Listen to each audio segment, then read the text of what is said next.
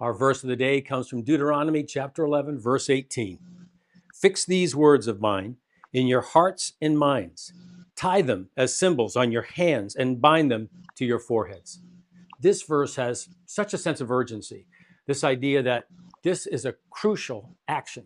Matter of fact, ancient Jewish tradition and even current Orthodox tradition takes this verse so literally that they have created what are called tefillin or phylacteries that are leather boxes that have scriptures inside, these words, to fix them literally. So they tie them on their head, so right between the eyes, or on their arms as a constant reminder.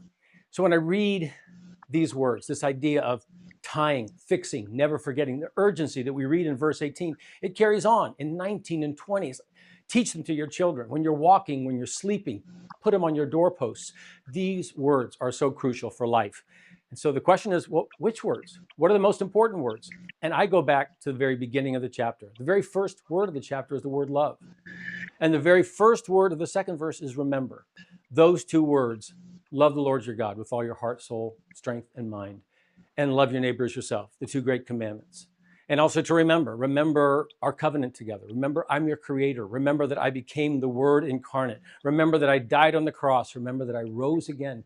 Remember and never forget. As a matter of fact, it's the words that the Messiah leaves with us. And that is, do this in remembrance of me. As often as you eat, think of these words.